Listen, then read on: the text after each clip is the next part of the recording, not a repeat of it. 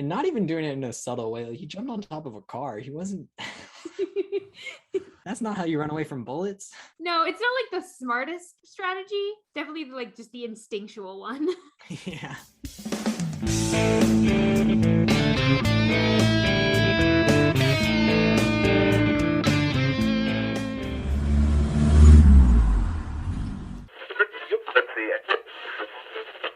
Hello, and welcome to Saving People, Queering Things, the podcast where we talk about ghosts, road trips, and free will throughout every episode of the retro TV series Supernatural. Today, we are exploring Season 3, Episode 7, Fresh Blood, through the theme of vulnerability. I'm Abigail. I'm Noah, and this week we're joined by a lovely guest host, Jesse. Hey everyone.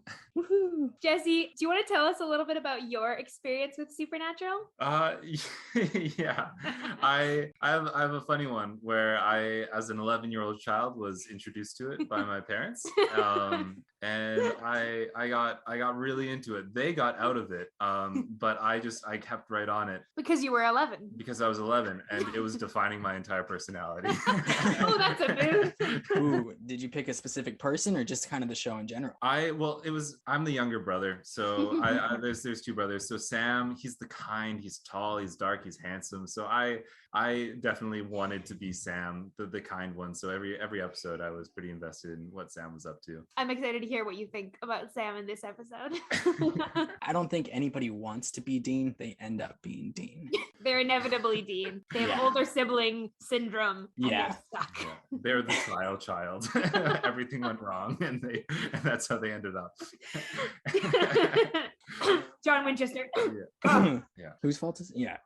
In case you aren't aware, Jesse, we're a very anti-John podcast, and that we're okay with that. We're 100% on board. We celebrate it, actually. Yeah, it should be in our logo. I think parenting and stuff like that, like, I think we can all judge John pretty harshly for his involvement. All of his choices? Everything. Yeah. All of it. The whole thing. All of it. My one other question for you then, Jesse, is how much of the show have you actually seen? So this one's, I watched it when I was 11. And so I think I got up to about season 11 probably. But the thing is when we were like, Abigail and I were friends and we were going through the episodes, and I had just, like, you know how memory just mixes things together.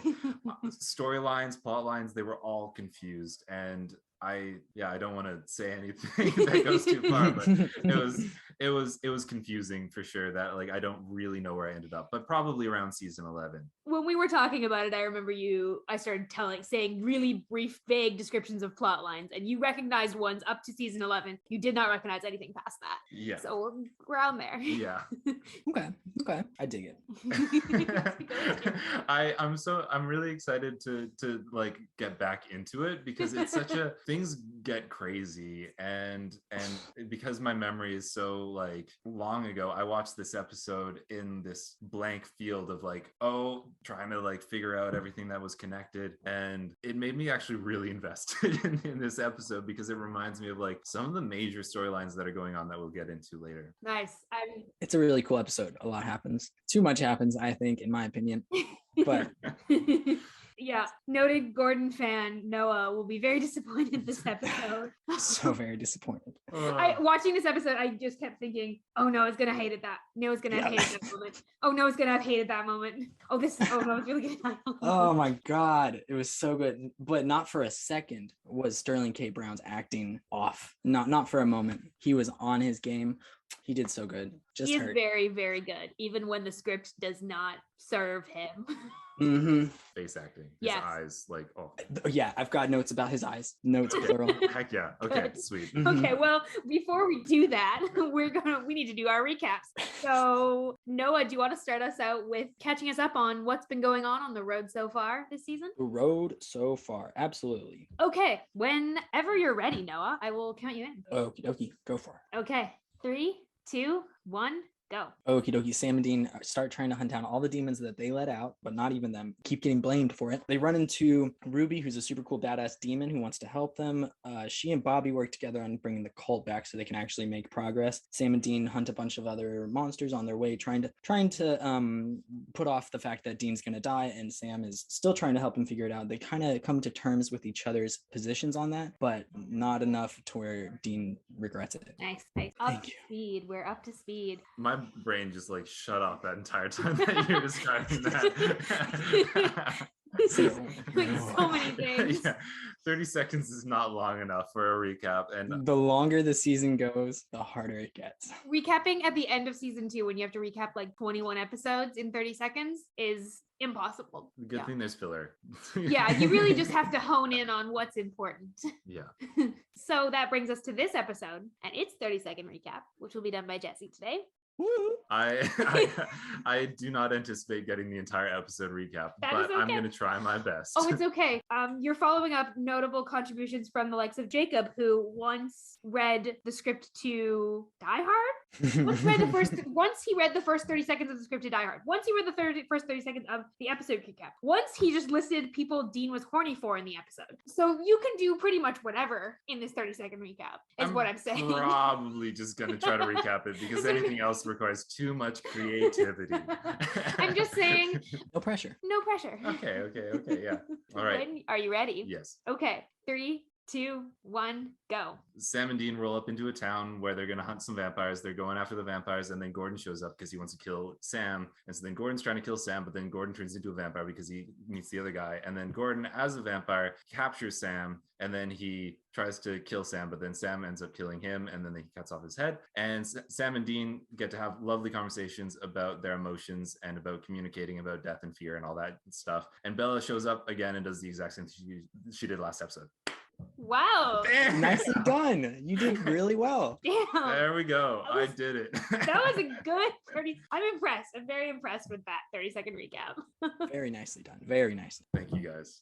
I may have practiced in the car. I'm kidding. If you did, that's okay. Yeah. If you did, that's okay. We won't tell. Yeah. Before pulling up, you said. What are the bullet points I gotta hit? Now that we've gotten the recaps out of the way, we can move into this week's theme discussion. Today, we looked at the episode through the theme of vulnerability. Let's talk about vulnerability. Who did you guys see as the most vulnerable in this episode? Sam. Like, no question, it's Sam. At least for me. Most improved, though, if we're going off that. Dean. Okay, I'll give Dean most improved, changed from the whole episode. I mean, Sam just always the most vulnerable one, let's be really clear. Yeah. I particularly I think Sam is coming to everything that's going on with Dean, and he's like, I'm not going to just push you to talk. He's like, I'm going to be vulnerable myself, and I'm going to push you to be vulnerable. And I'm going to be like, I can see through you. I can see that you're scared. And he doesn't really shy away from showing some of his own emotion in those conversations with Dean. And that's where I really sense the vulnerability from Sam. He comes in really genuine. Yeah. Kind of what you get from him there. Yeah. Angry as well.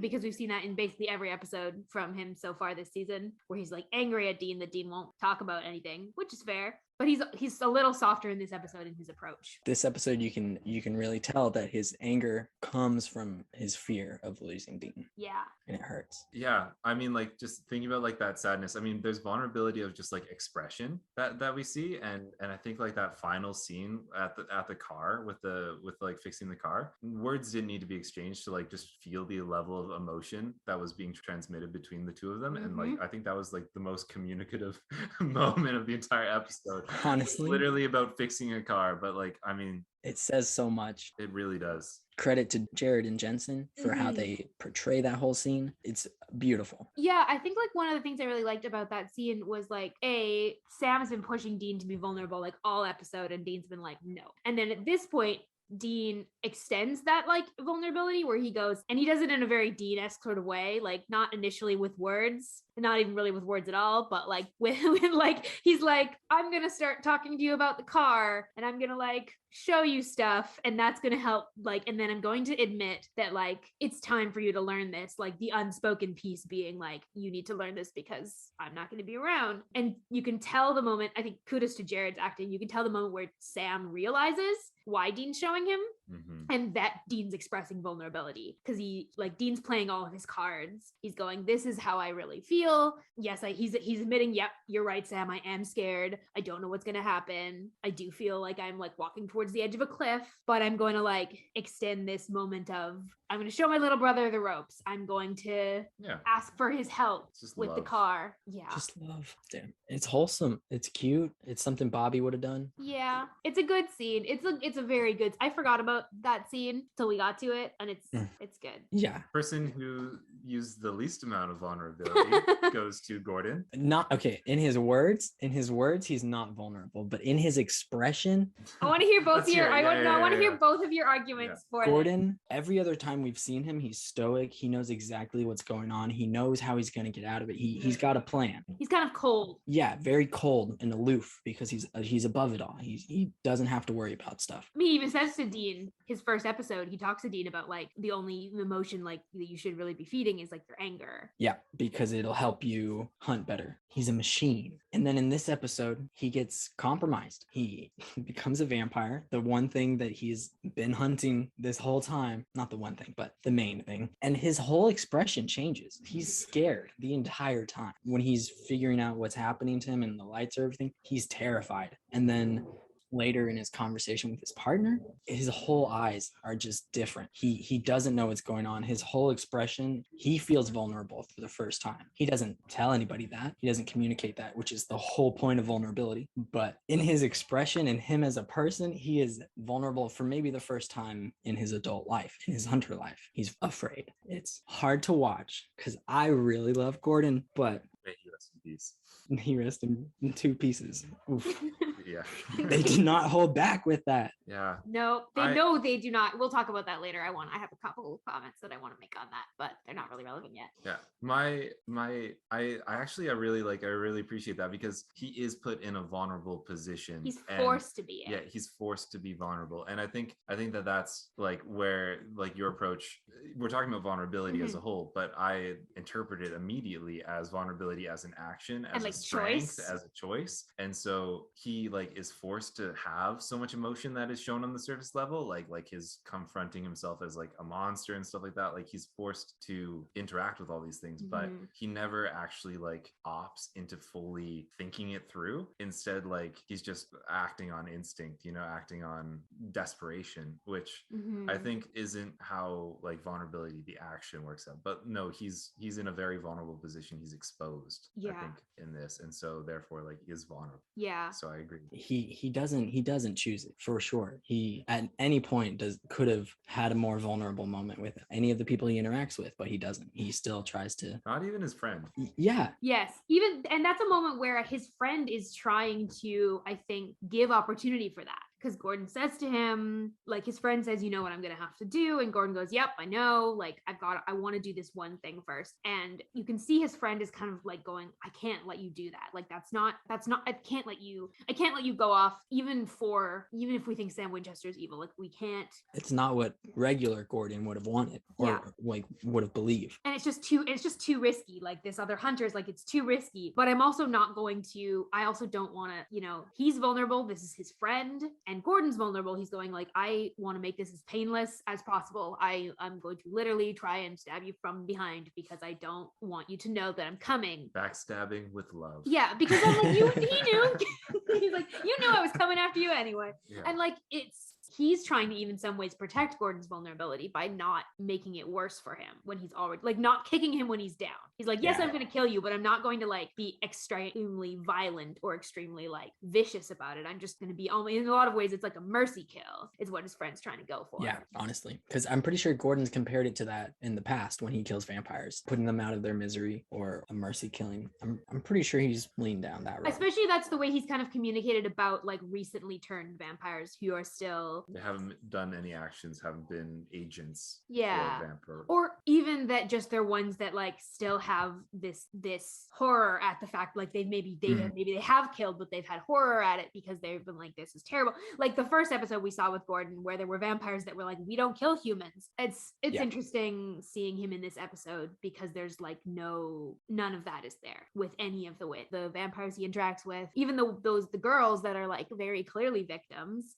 he's extremely extremely vicious towards in his newly vampire state. Honestly, he rips him right up, and that is brutal for no reason. Foreshadowing of what Sam does to him later on, trying to show that Sam's a monster too. I mean, Trying to call into question that bit of Sam, which they've been doing a lot this season so far, where they're kind of significant. They're kind of going like, okay, you thought in season 2 that we answered the mystery of what's going on with Sam, but now the question really is like, Sam's been brought back from the dead. Is Sam actually evil? Is Sam actually some part of some grand plan that we don't know about? Like, is Sam actually like king of hell or something else? We got another name drop of the Antichrist today. Yeah. So, I mean, could be the whole thing about the Antichrist. They gotta break bones or be pierced but never broke a bone, and like die and come back to life, and like there's a whole list of things, and Sam's basically checking them off one by one. That is, I'd not even thought of that, but that is true. It is interesting that they turned Gordon into more of a monster than he was before, right before he was killed, and so that kind of makes it seem more justified of what Sam was doing, because like they were upset that even when he was human that he needed to die. Like that was a part of Sam Dean's conversation. Yeah, but then he's a vampire and he killed those girls, so evil can be killed without the second thought. And they're not even trying to, like, I think earlier on there's maybe more of a sense of like it's an us versus them, like when Sam's says to Dean like, no, we're taking him out. It's very much a like, we have to take him out, because if we don't take him out, he is going to keep hunting us until he takes us out. And so it's a little bit more of like, it's not strictly self-defense, but it's a lot closer to that, because realistically if Gordon's not hunting them, they're not hunting Gordon. If Gordon walks out the door and goes, yeah, I won't hunt you anymore, they're not going to go after him. But because they know that's not going to happen, that he's never going to stop, they're like, okay. But it does add this extra layer once he's a vampire. There's like, they don't even have a semblance of like, they're not trying to just kill him because they out of necessity. There's a bit more of a like a duty. Yeah, and a little bit more of a like viciousness to it. And maybe that's a segue into a couple of things that I think it's important we like talk about a little bit. One is the show's tendency to position Black characters as villains and then kill them really brutally. I don't think we can get away with like not pointing that out in this episode, because this is a really horrific death scene. Needlessly so. Exactly. It's needlessly so. The blood is still very syrupy, so that helps. Yeah, but it's also just really long. Like it's a really painful sort of they death. Draw it out. Yeah. They take phenomenal characters and then they get rid of them in the worst ways, and then they act like it wasn't planned. Like it's messed up. Yeah, and like Gordon's such an interesting character, and like I understand that this was always eventually going to come to a head between the Winchesters and Gordon. Like they've been driving towards that for a while, but the way they particularly do it, where they do strip Gordon of like all of his agency before killing him, not a big fan of. I think it's a problem. I think it's significant. I'm like, it's a very unpleasant and like uncomfortable and like unnecessary. I think they could have done a lot of even some of the stuff with Gordon becoming a vampire. Like they could have done that, think a little bit differently. Yeah, bringing it back to vulnerability. Like, are there any other like Bella? Yeah. Let's talk about Bella and vulnerability. 0. Well. Go for it. Yeah. So, no, go for it. No, I said that just to promote conversation. No, I figure you're like, no, there's nothing there. No notes. Go for it, Noah. Okay, so at the beginning of the episode with Gordon, I love that scene. She's immediately vulnerable because he comes up from behind, scares her. But she regains the upper hand by being witty about it and is fine. And by pretending she's not vulnerable, honestly. Yeah. That's a lot of how she gets the upper hand, is by she goes like, I'm not going to appear as if I'm scared. Even though like for all intents and purposes, even though she's incredibly resourceful, incredibly smart, she's still like a woman being confronted by a man with a gun, dark, with a gun, who's threatening her. Like, yeah, especially because this is a trained hunter, trained killer who like she is a little threatened by once she hears his name, right? First of all, Bella and Gordon are the dream team that you could never trust. Either one. Terrifying. But they'd be unstoppable. But oh yeah, her brains and his like just sheer hunting ability. Tactical, would be beautiful. We deserved more scenes between the two of them because they were really interesting. Honestly. But her biggest vulnerability moments come in when she's talking with the boys, right? Dean specifically. When he first calls her and is all mad, like, why the fuck would you tell Gordon where we are? She's like, well, oops, he had a gun on me. What was I supposed to do? Like, playing it cool, even though she was kind of in charge of the situation and still got something that she really wanted out of it. Like that bag, as soon as she saw that, she was like, damn. Like, oh, I can win this situation. Yeah, easy. And then when Dean's like, as soon as we're done here, I'm gonna kill you. She is like baffled by the concept, laughs it off at first as their little flirty joke. And she's like, you're not serious. And he's like, try me. Which, a little bit of an overreaction. 100% an overreaction. Like A little bit. Like, I get that you don't, like, Dean, I get that it's not ideal that Bella told Gordon where you are. However, Gordon would have probably found you anyway, and he had a gun on her. And yes, Bella's good, but, like, also, like, he had a gun on her. He was threatening her. Like, you're not friends with Bella? No. You're not, like, are you surprised she sold you out? Like, also, does she deserve to die for it? Like, no. Yeah, it's a little too far for sure. But from Dean's perspective, I think he's freaking out that he's, like Sam said, he's freaking out, doesn't realize. And at this point, he's realized that Bella is a threat to Sam because she gave Sam up. And so he's instantly like, it might take me 6 months to hunt her down. So I got to make sure I do before I die. Oh, okay. That's a perspective I hadn't thought of like, it's actually, there's a bit of like the Sam protectiveness coming into play. And that's why it's not like I'm going to kill you because of something you did in the past. It's like, I'm going to go after you because I'm worried that you're going to keep fucking things over for us. If she finds out that Sam is valuable in some way, it's over. Like, she's going to try and make money off of that. Right. Like, not an excuse for threatening murder, but no, but that's where some of his anger is probably coming from. Yeah, not trying to justify it, but he doesn't end up doing it in the end. And it's another mask for vulnerability. It's another like way of hiding any real fear that he has at the situation. If he's like, if I just am really angry, nobody can tell I'm terrified. Exactly. It was a little jarring jumping into the episode because I was like trying to remember their dynamic, trying to remember their flirtiness, and then he just comes at her with like a huge death threat, and I was like, I thought like that was last episode. Yeah. I was confused. I was confused. Fair. And Sam or Dean's like moral compass a little bit skewed in this episode. All the time. But okay. Like I'm dropping into season 3. I like after not having seen it for a long time. Having not seen it for a long time. And there are seasons and episodes where he's a little bit better and a little bit more aware of things later. Which is really surprising. Yeah. I'm not going to say all the time. He still makes questionable decisions, probably today. The show otherwise we wouldn't. Yeah, we need a show to watch it. Neither of them made questionable decisions. The show would have ended in season 1 when they would have been like, you know what? Maybe we don't need to find our dad. Maybe we should just stop hunting altogether. Maybe he was pretty shitty to us. We should just move on. Maybe any trouble he got himself into was his own damn fault. Yeah. John Winchester slander on the podcast today. Woohoo! Happy 4th of July. Guess it is that, isn't it? But when Bella calls them back, that is her being her most vulnerable of the episode, when she reaches out to take care of them, in her own way. Like she moves on from city to city, she just bounces whenever she's made her money. But Dean and Sam, they're different, she connected with them a bit more. And so whenever she calls Dean back and gives him the location of Gordon, which, by the way, are we assuming she talked to John? Is that the assumption that's happening? So we'll talk about this like a little when we get to like our like meta stuff. I want to like talk about that a little bit. Okay. But yeah, there's like it's very curious. She doesn't clarify, but the message is very personal. So somebody who clearly knows Dean and we'll talk about that. Yeah. Come back to it. But when Bella reaches out, she's showing that she cares for them and she doesn't want them to just be screwed over. Well, or is she just making sure that they're even? Yeah, I think she's also trying to make sure that she's like, well, if I help you out here, maybe you won't make good on that threat. I think there's maybe a little bit of both. There's a little bit of like genuine, like, you saved my life, like pretty recently, and I think there's a little bit of genuine maybe care there, and a lot of like, I don't want to be in your debt. I don't want this to come back to bite me. I want to leave us on even playing field so that you don't have a reason to come after me. She just presents it in a really coy way. like it's not, you don't get the sense that she's afraid or that she's even trying to make amends.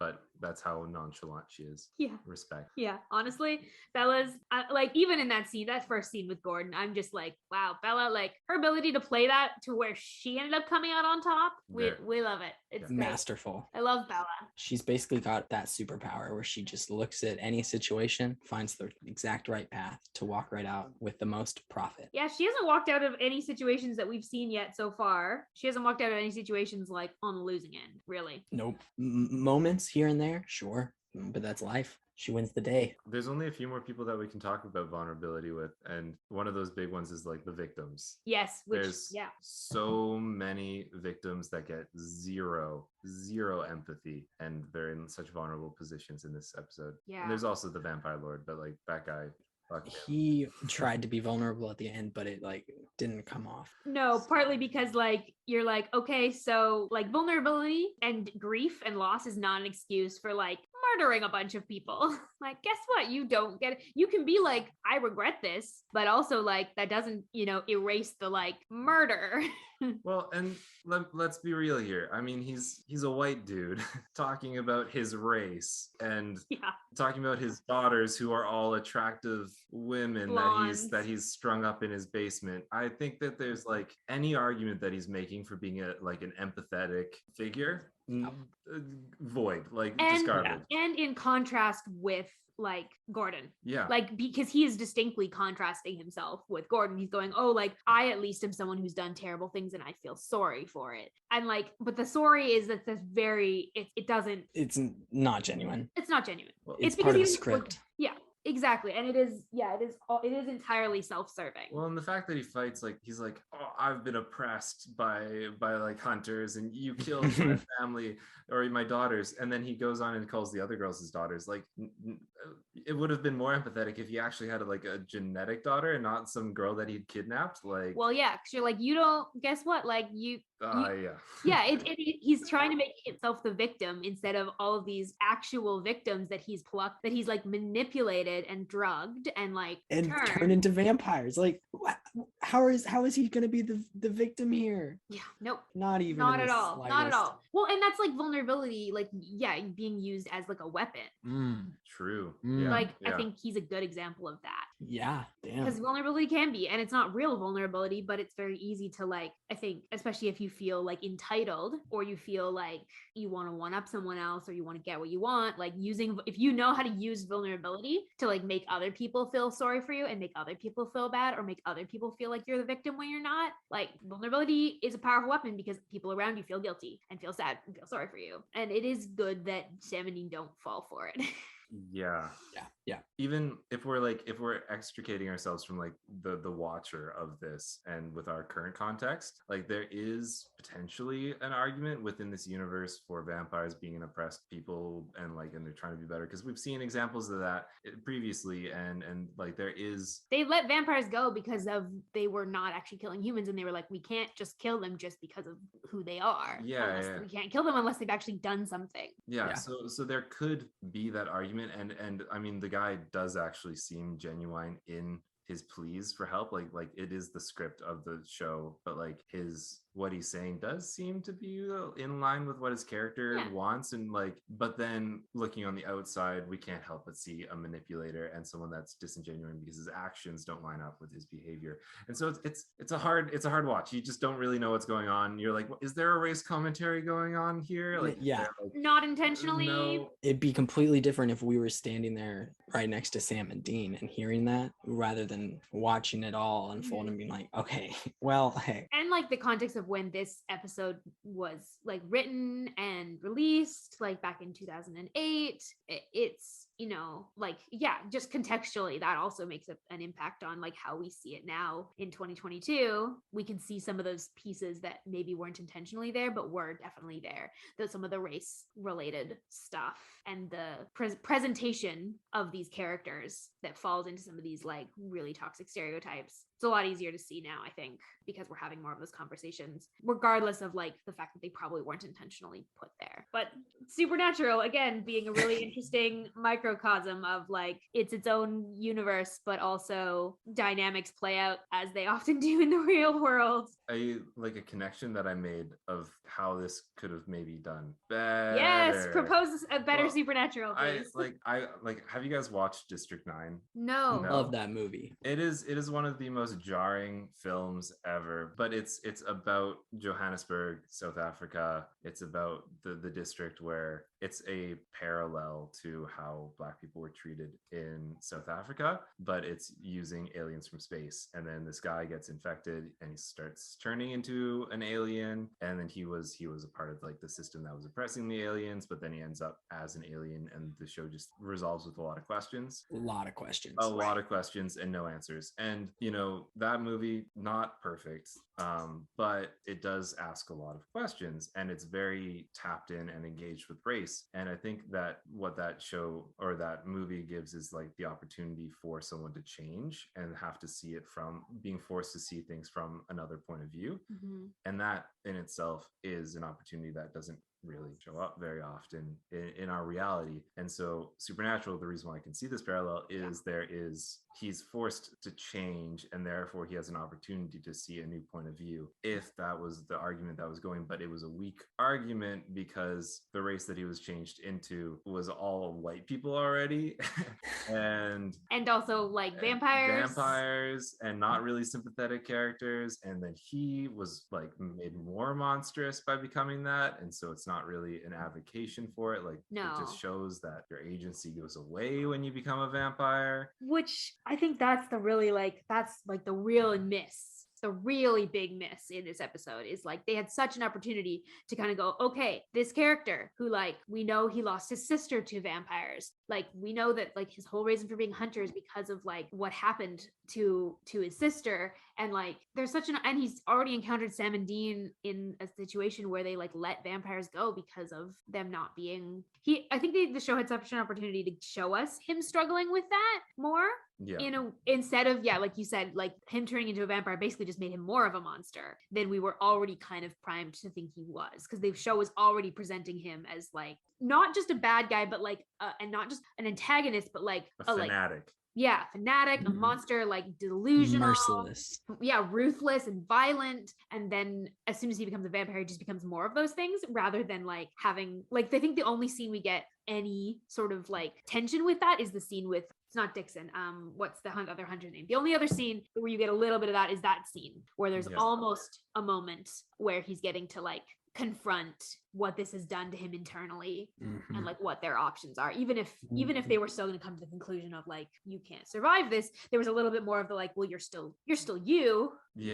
But almost that entire conversation was negated by being painted over by like religious fanatic zeal. Like you can't look at that scene without seeing the painting of Jesus's face, and then the iconography, and then the necklace, and then the like that room, and all of their conversation was just fanaticism and not really critical thinking. So like that already is just taking away opportunity to have a conversation. And it's unfortunate because there's so much and it's happened in season 2, but now also in season 3, like our whole conversation, a lot of our conversations around Sam have been around, can someone have something in that's a part of their identity that could mean that they are evil? Like how much sway does that have? Sam has demon blood in him. How much sway does that actually have? Does that mean that Sam is like destined to be the Antichrist? Or does it actually come down to like, what does Sam choose to do? In like the season 2 finale, we saw Sam choose not to kill Jake in part 1. And like he ends up paying for it with his own life. But like we see him try to basically make a different choice to not play the game that like the demon has set out for them.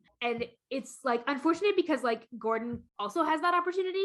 And the show is telling us that like who you are, like what's happened to you does not define your future choices. But they missed that with Gordon entirely. Tragically.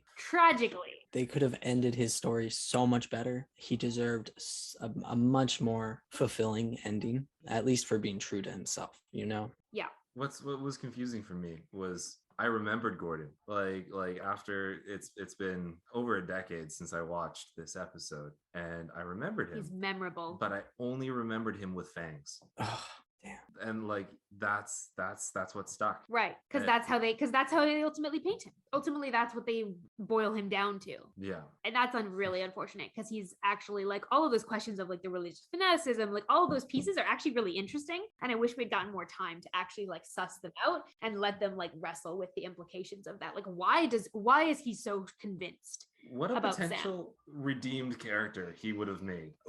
Honestly, coming back in future seasons as a recurring character who's semi-vampiric, he could have been Blade. Could have been a vampire hunter. Like, he Mm. could have been a hunter who was also a vampire, who Mm. like has that tension of like, I will have to wrestle with like what monsters deserve to die and what ones don't, because I also like have to wrestle with that in my own like Yes. identity. Yes. We could have seen like a crisis of faith. We could have seen a redefining of his core values and what he like. Mm-hmm. Can we Fine. take a second to talk about the girl at the very beginning? Yes. Because I Yeah. feel like that one is another huge miss. Really? Yeah. No kidding. Yeah. But Sam and Dean need to be smacked aside the head sometimes when they talk to victims. Like, sometimes they're really great, and then sometimes they're like the biggest assholes. And this is an instance where they're like the biggest assholes to this poor girl. They feel like they're in a rush, but they don't have anywhere to go. Like, why are you in a rush? Chill out. Good point. This girl is on death's door and a vampire and doesn't seem to know it. Take your time. Like, Well, Well, and, she like, wasn't even on death's door. She was fine. and she also like, she's freaking out. Like, this is not a demon that's like lying to you to try and convince you. Like, you don't have any reason to believe. You've also like, they've seen vampire victims in the past, right? yes. They should be very familiar with this. Well, and also like, I think of like what one of the things this kind of reminds me of, like that scene where when she's kind of coming to and she's like, I don't know what's happening to me, kind of reminds me a little bit of Madison in season 2, who is a werewolf but doesn't know it, and is also like has a moment of waking up being like, there's blood, I don't know how it got there, I don't know what's happening to me. Hugely sympathetic. And yeah, in that episode, like, they are hugely Sam's a little more than sympathetic. He's a little more empathetic. Sam only kind when he is horny for someone. Oh, Who knows? thought it was odd that Sam was so like aggressive about like needing it to happen. You know, they're trying to paint him as more of a monster more and more, but he was so on board with it. But he also promised to release her if she told him the story, which is shitty, giving false hope. Yeah, like, don't fucking lie to victims. Like, Yeah, that's it's unnecessary. manipulative. Like, Yeah, but then he still flinches when Dean does the deed. so he knows. They know this Yeah. was like not the right call. Well, and I had forgotten that Sam even had demon blood in him at this point in time. And so like, we only have known that for like 6 episodes. okay, So yeah, but like I jump in and I'm like, oh, he's still being empathetic. Like, he's like giving her this promise, and like, and then he's flinching, and I'm like, oh, so he's still like, I mean, he is, like, yeah, because but that is still who Sam is. that's But still who he is. But yeah, no, He's slipping. yeah. yeah, we're definitely getting a lot of like ragey Sam, like pretty much every episode. Usually, actually, which maybe is like a segue to like the last note that I had about vulnerability was like Sam knowing, we talked about this a little bit already, but like Sam knowing the things that make Dean vulnerable and pushing at them, but like pushing at them in like mostly a very like angry, sort of frustrated way, especially at the beginning of the episode. He gets better later on, but like, it makes me think of the fact that like pretty much every episode, we're 7 episodes in, pretty much every episode, Sam has had at least one outburst at Dean for the deal, not talking about the deal, not talking about his feelings, and not letting Sam try and find a way out, which fair to all of those things from Sam.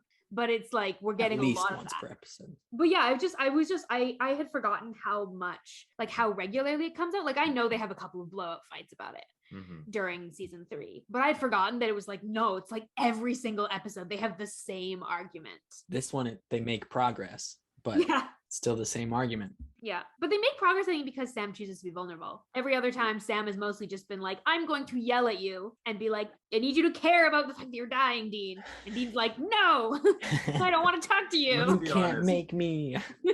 Sam's critical thinking skills across the board. Just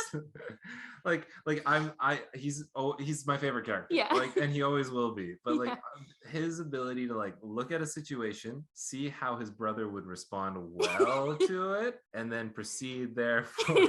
No, No. he usually does the exact opposite of that. Yeah, 100%. I mean, to be fair, Dean does the exact same thing with him, but yeah. And it makes good TV. It's kind of a sibling thing, you know, like you really get to figure out how to push those buttons with your siblings, and so you can just set them off. You're like, Yeah. could I choose the most productive route to this conversation? Yes. Will I? No. Hell no. Where's the fun in that? As a younger brother to a brother who emotionally doesn't communicate very often, I've recognized that the best opportunities for good conversation are just sitting in silence and then putting out like one or two words and then like seeing if they take the bait. And they sometimes do. And like, I don't know, it feels a little bit more effective, but I'm not gonna fault Sam. It's the script writing, let's be honest. And he's under a lot of stress and fear. A time limit too. Yeah, which I also do appreciate, like the way that he does try to get through to Dean. Like when he says, you know, like he calls Dean out for lying. He goes, you know, I can see through you. And he's like, I can tell you're scared. And then I think what really turns the tide on that conversation is when he says, you know, like, I know you, I've been following you around my whole life. Like I've always just like wanted to be like my big brother. And I think that's like the thing that gets through to Dean, is because so much of Dean's identity is wrapped up in being an older sibling and being someone that Sam would look up to. And because that's what Sam identifies, Sam goes like, I can tell you're scared because like I have been trying to be like you. And so I know you. And like, I think that gets through to Dean in a way that like that feels vulnerable in a way that Dean wasn't responding. Dean wasn't responding to like anything else that Sam was saying. He's responding to that. And then he responds in turn at the end of the episode by, like you said, extending the little, not a lot of words, just mostly a wrench and a like, let me tell you about car stuff. But it means the world. Yeah. I do, maybe as our last note for vulnerability, unless either of you have another note for vulnerability. There's a lot of people tied up and exposed. Yes. And I think that kind of can be brought into vulnerability just because physically vulnerable is just as much a part of it, for sure. I think the one note I had was when Gordon and his partner surprise Sam and Dean out of nowhere. And they start shooting and Dean, you know, runs to distract them, to draw them off. He definitely makes himself vulnerable, and he'd do that in a heartbeat if it meant Sam wasn't. And that's before he made, you know, the hell deal. So I mean, he was just always going to do that. Yeah. That's another instance that stuck out to me. Yeah.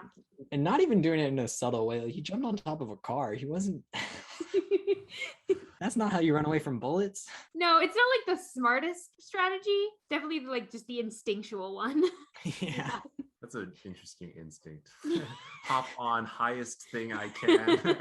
Become as big of a target as possible. We're not saying He's it was a actually good just a instinct. That's Dean, that's a bear, not people with guns. Come on. Okay, I have one more note. It's not entirely connected to vulnerability, but it doesn't really fit anywhere else in our episode, so I need to say it. I have some new beef with John Winchester today. Okay, let's do it. Related to our final scene. Why does Sam not know how to fix the car already? And I'm going to pause it. Is that the reason is because the lack of emotional safety that John set up for his children growing up, the way Dean responded to the lack of emotional safety was to be like, I'm going to do everything you say, Dad. I'm going to be like really obedient. I'm going to be like your right hand man. I'm going to be right there. So like, I'm going to learn. Like if you are teaching me how to do things with a car because you're even if you're being really mean about it, even if you're being like an asshole about it, and you're only teaching me because of like strategic reasons, like I'm going to learn because maybe I'll earn your respect and your care and your love. That's Dean's response. Whereas Sam's response was to be like, hell no, I don't want to be anywhere near you. You're not emotionally safe. And Sam pushes away, and then Sam does not learn how to fix the car. And I'm mad at John again. Yeah, damn. Like, why does Sam not know how to fix the car? Why is Sam like 25 years old and has never learned to fix the car? That seems... To be fair, he knew some of the names of the things in the engine. He pointed at them and he said... I know some of the names of the things in the engine, and I don't know shit about cars. I know. I'm just arguing for him, okay? You're arguing for John on this podcast? Oh, We don't no, need to not argue for John. Not for John. For Sam. Okay, for Sam. okay. Yeah. It's not Sam's fault, for Yeah. sure. No. Yeah. Do we have any final notes on vulnerability before we move on? I think I got most of mine out. Me 3. Wonderful. Well, next we can move into our going meta section, where we are tracking lore, the Bechdel test, pop culture, and more. First off, we have the Bechdel test, which... It fails dramatically.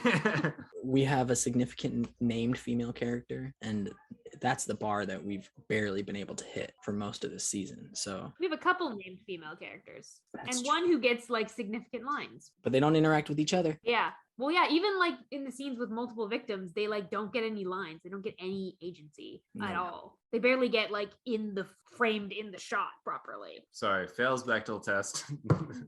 Roundly and Yeah. soundly. So get this. I was looking into the lore for this episode, and they talk about quite a few things.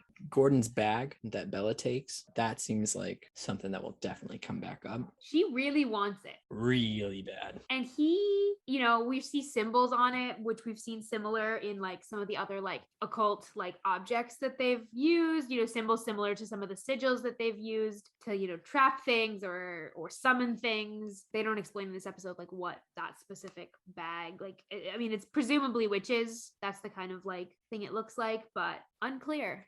But the value of that bag in word is priceless. But in Mhm. actuality, probably less than $2,000 because that was the bar that was set.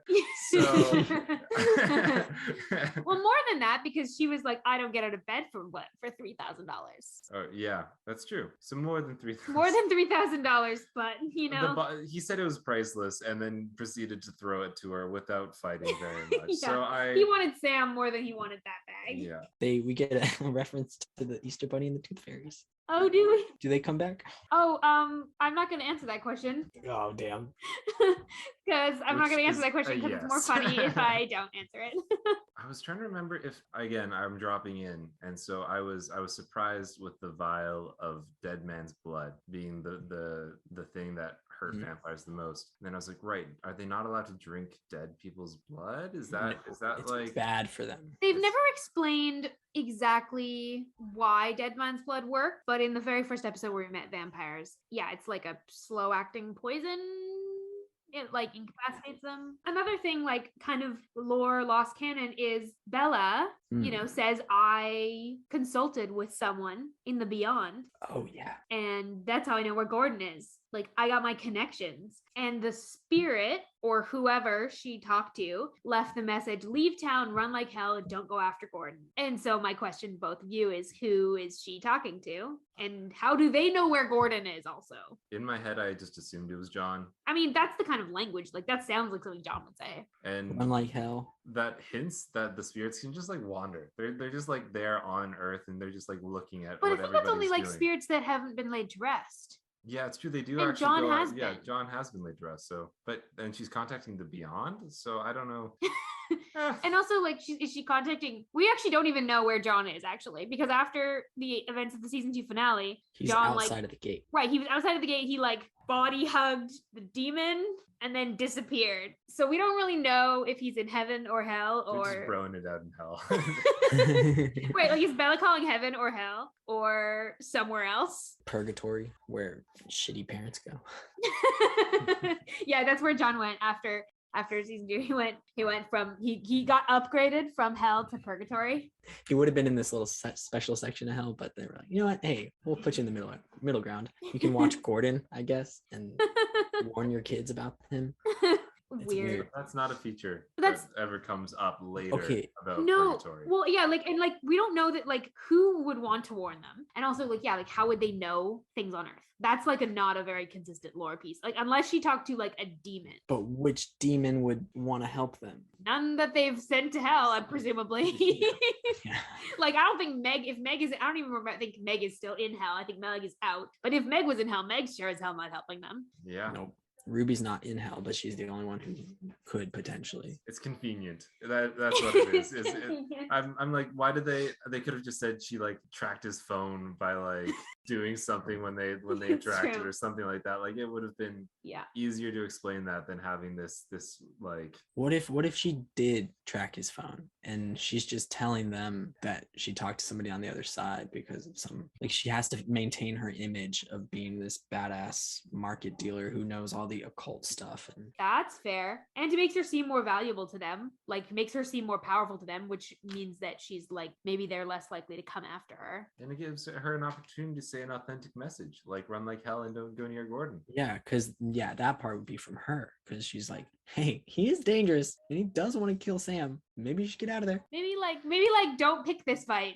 Do not think that this is canon, but I like the theory. Yeah, no, it doesn't. Yeah, I like that Bella's just making this up. Yeah. This is not a message from anyone. It's just Bella. She like tracked his phone like in a super normal way. That one makes more sense than talking to some ghost who's unclear about the realms that they're in or something. Yeah. And decides to help the Winchesters for some unknown reason. Yeah. Does it ever come up with Bella again? Like, I Abigail, that's a question for you. I'm trying to remember if they actually explain that in Bella's next episode. I don't think they do.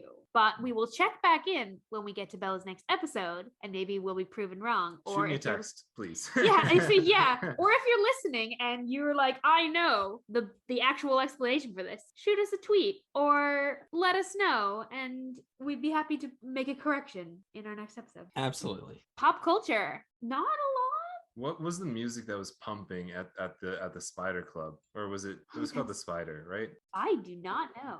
They mentioned, I don't know, ninjas. It was kind of a weak pop culture episode. Yeah. One note, Lucy, the vampire, is also better known for her role as the character of Harmony in Buffy the Vampire Slayer, and Angel, in which she also plays a vampire. So that's a cool pop culture thing. Is like, this is not her first time playing a vampire. That role is a lot more interesting than Lucy, who is in one scene. But just the naming of Lucy is a bit of a pop culture reference, because in the classic Bram Stoker's Dracula, Lucy Westenra was an unknowing victim of the vampire. So in this episode, they have an unknowing victim of the vampire also named Lucy. Kind of a little homage.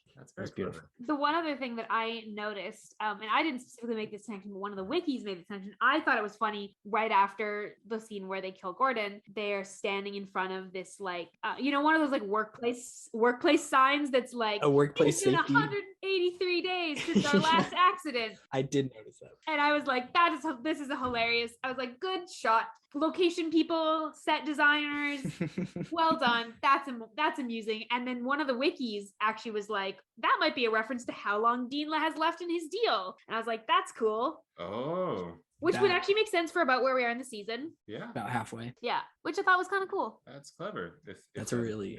Yeah. And either way, it's a fun visual. It would have been better if they, before walking out of the room, knocked it down to 0. Like, not anymore. No more accident. There's been one massive accident in this workplace. Big ol' accident. It was not pretty. Okay, we're gonna keep going. So gaydar, sexuality, gender, and relationship dynamics. I have one note here. It's not a happy note. It's a comparison that I've seen noted about this episode. So whenever we have in fiction a situation where like blood to blood infection is a factor, we have to like pointing out that like, especially when blood to blood contact and blood to blood like disease carrying like is being framed as like turning you predatory. Yeah. That calls to mind the way the AIDS crisis was handled in its early days, the way the fear around AIDS was often communicated in the public eye. And I think that it bears noting in an episode like this that we see that portrayed as like violent. It turns you predatory. It makes you the monster. Like, I think that we need to like make that point and be like, that is communicating a very specific kind of thing by turning everyone who experiences it into a monster. And not just a monster, but a predator. And like, that's just did not sit well with me. It's a comparison that I've seen pointed out by a number of people talking about this episode in particular, kind of going along with a lot of the stuff we've commented already about with Gordon's presentation, but I thought it bared noting. Have you guys talked Absolutely before about like Supernatural's reason for changing vampire lore, with like changing from being a bite that turns to being blood to blood? That's actually not something I don't think that's actually something we've talked about. Honestly, no, it wasn't. But I did have a question about that, because I in most of everything else, it's the bite that does it. But Dean got bitten and he didn't. So it's Supernatural like makes it pretty specific. And I'm pretty sure that's what tracks through. Often there's a bite as well. Like often that's the impetus. Like often there's a bite fight, but then there's also blood to blood. And then But they like the mix blood to together. blood contact is the big piece with Supernatural. And I think that is, yeah, it's very specific and it's full of problems in terms of like cultural context, Context like of the time. historical context for that kind of Absolutely. storytelling, like what that's implying. It's very pointed. Yeah, and it's like vampires obviously have existed in storytelling for a very, very long time and have often been metaphors for a lot of different things. And so I think it's really interesting when how shows choose to use that metaphor. Because like we've said, this could have been a metaphor and a complex exploration of like what's happened to you, who you are, your identity, what's in you, how does that define you or not define you? How do your choices define you? Are you inherently a bad person because of XYZ, or is it more actually about like what you choose to be? And they could have done that, but instead they just kind of made like disease equals bad. And that's where I'm like pretty uncomfortable with any similarity to something like AIDS and the way it was treated. Yeah. Fair. It's not a happy note. A good comparison to make, but not one that we enjoy having to make. No. And unfortunately, I don't think there's really a lot else we have to say on like Gaydar today, unless either of you have anything on moving from there. Next up, we've got my favorite section of the going meta area. We've got episode mixtape, where everybody picks a song that they enjoy. Well, you don't have to enjoy it, I guess, but you should pick a song that you enjoy and you love that you really feel like connects to this episode, or you just really vibe with it in the same way that this episode vibes with you, or it has some of the same messages, and go ahead and share it, and we'll put it all on a playlist later on this season, so we can listen to all of them in a row and feel like we're just watching the whole season all over again. Yeah.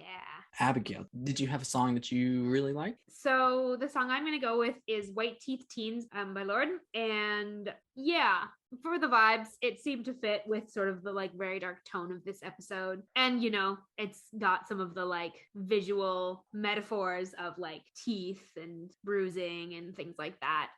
Yeah, I don't have a lot to say on that. That's I like it. I'm gonna go listen to it right after we finish this episode. I love it. Jesse, did you have a song that you really enjoyed? The song that it reminded me of was Fool's Gold by Briston Maroney. Ooh. Yeah. Okay. I dig it. What specifically made you? I was just having first off, the title kind of got me, where I was just the fanaticism of Gordon and the kind of like it just feels futile, like a lot of, and so Fool's Gold kind of seemed fitting with that. And then as I was looking at the lyrics, it was just it really brings it back to just that morning of like lots of questions, not a lot of answers, and kind of feeling listless. And I like it can connect to Dean. It works really well, actually. Yeah. Hell yeah. Good choice. Very well done. I like it. I went with Lonely by Palais Royale because it's a very somber song, but has a lot of power behind it, and it's about tired of being alone.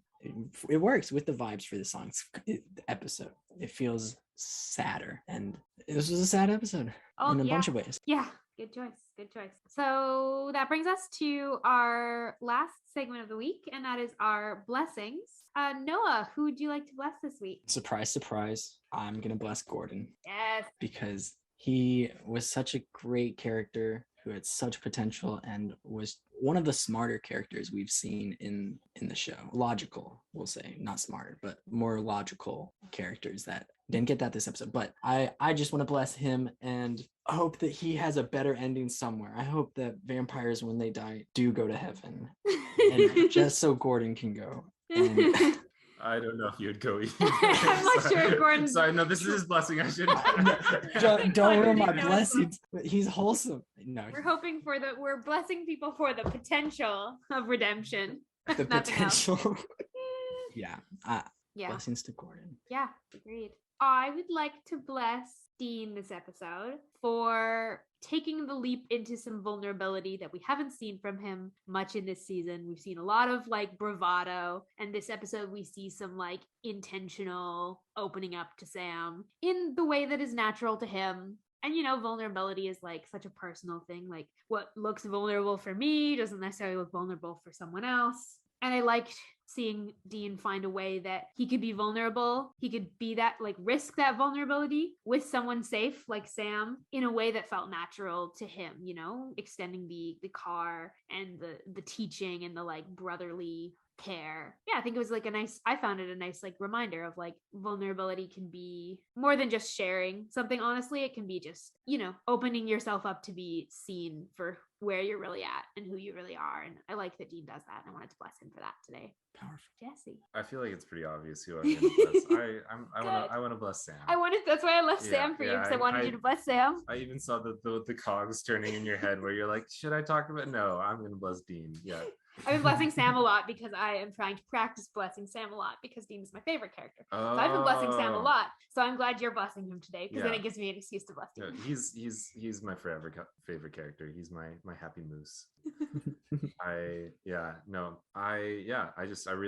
think that he showed some emotional intelligence in this episode of like knowing what to bring up and exposing himself, where he's like, I look up to you, I know you because I care about you and I followed you and I want to be like you. And that kind of step of vulnerability was really, really like noticeable, and I just think that it's incredible, and I want to bless him in that. And I think that, like, you know, as we see him struggling with agency, struggling with like nature, struggling with free will, struggling with all those things, he needs all the blessings he can get. Honestly. We said last season was a rough season for Sam, but like this season is not a lot better. The show doesn't get better for them. It just gets harder. They're like, you could always type them as being at some stage of grief. And from some new trauma. I really think that this episode, like, you see a lot of things, and I want to bless Sam and just who he is in his vulnerability and his ability to like talk about his emotions and care for people. Overall he still cares for people. It was sad to see how he treated some people in this one, but overall I really like, he's trying. I like his character, and so that's a good blessing. Yeah. Thank you. Good blessings. So that's gonna bring us to the end of this episode. Thank you so much for joining us, Jesse. Woohoo! I talking about things and feel like and digging into stuff. Perfect. I can't believe it took us 3 seasons to get you on, and we'll definitely have you back. Yeah, we gotta for sure. It was a lot of fun. Thank you. Yeah, thank you so much for having me. This was a really good time. It was lovely meeting you, Jesse. Thanks for coming on. We're definitely going to have you on again. Absolutely. Thank you so much. I'd love to give it another go. Yes. If there's any episodes that you remember or like, I'm going to try to keep up with you guys, because it'll be, I need to revisit some of these storylines. There you go. Yeah. You should catch up with me. Go back and binge the first 2.5. And then I'm not ready for that, man. I can't go back to the Wendigo episode. That's fair. God. Just start with season 3. There you go. Yeah. Join us now. I love it. Fantastic. Well, make sure you all out there listening are subscribed to Saving People Queering Things wherever you get your podcasts. We would love to hear from you. So if you've got a blessing you'd like to give a character or a theme you'd love to see us explore, you can leave us a voicemail at queeringthingspodcast.com. You can follow us on TikTok and Tumblr at Queering Things Pod, and on Twitter and Instagram at queering_things. We also have a Discord where you can chat with other people who are listening to the show, and the link to all of that and all of our social media as well is both in the show notes and on our website. Be sure to ride along with us next week for season 3, episode 8, A Very Supernatural Christmas, through the theme of joy. Thank you all for coming along for the ride, and we wish you a peaceful road until we meet again.